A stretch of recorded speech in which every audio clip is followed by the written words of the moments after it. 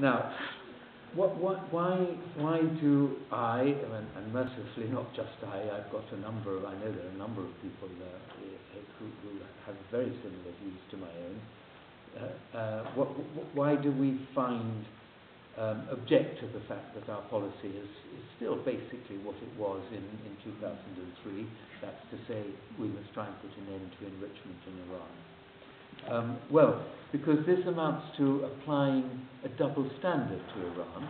Effectively, we're saying it's all right for Japan and Brazil and Argentina and Germany and Netherlands to have enrichment plants and enrich material, and we'll turn a blind eye to the fact that we either know or suspect that they too have carried out research into how to make nuclear weapons. But this is totally intolerable when it comes to Iran. And our ministers, our ministers like to say that the world is united behind us in terms of this policy. Frankly, that's not true. The countries of the non-aligned movement don't like this policy because they see that it's a double standard, and they ask themselves when the West will start trying to apply double standards to them. And they also see that it's unfair and unjust, and they don't like unfairness or injustice. So this is a foolish policy because it risks in the long run weakening support for the nuclear non-proliferation regime. We say that what we want to do by attacking Iran the way we do is prevent the spread of nuclear weapons, but actually we're much more likely to stimulate the spread of nuclear weapons in the long run by undermining support for this superb treaty. I'm sorry, I'm sounding a bit emotional, but when I first went to Vienna in 1975, people were saying that by now there would be 20 or 30 states in the world that had nuclear weapons, instead of which there are only 9. And of those 9, 5 were the original nuclear weapon states, and 3 never signed up to the Nuclear Non-Proliferation Treaty. All the states that have signed up to that treaty, and that's now all but those 3 states I've just mentioned, Israel, India and Pakistan, every other state has signed up to that treaty and appears to be honouring it and respecting it. So, short-sighted to undermine support for it.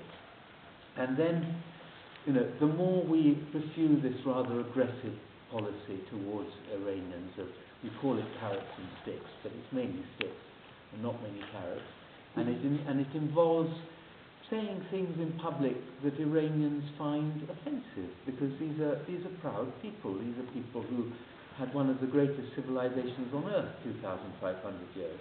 These are people who 1,000 years ago, when we were still pretty primitive, were at the heart of that wonderful medieval Islamic civilization. Even as recently as 500 years ago, Iranian civilization was at least the equal of Elizabethan British civilization. So the rather sort of condescending, arrogant way in which we talk about them, it doesn't go down very well. And so I fear that this policy, at some point, the last straw, the Iranians may feel that they've reached breaking point, and say, well, to hell with them, perhaps we will build nuclear weapons after all. So I fear this policy to be counterproductive, instead of which well, now I'll come to that in a moment.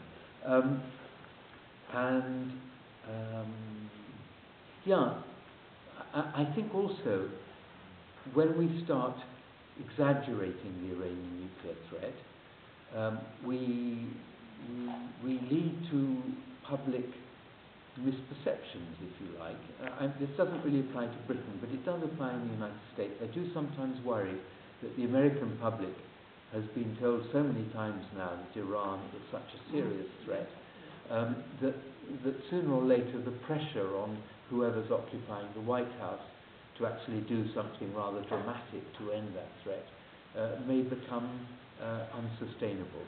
Fortunately, for the moment, I think President Obama is a very sensible man and has no desire to attack Iran, knows that the consequences would be appalling. But who knows who the next incumbent of the White House will be. After all, the last incumbent was not altogether reassuring.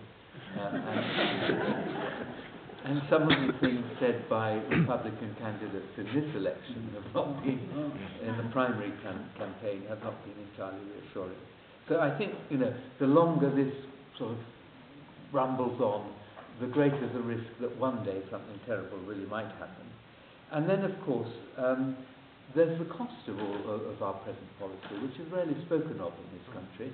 But because of sanctions, a number of British exporters have lost a market that for them was significant, and presumably that's cost jobs in this country, I imagine so. But more important, really, because of sanctions, the Iranians have not been able to invest in renewing and expanding their oil and gas production. The world desperately needs more oil and gas. Iran is sitting on top of the second or third largest reserves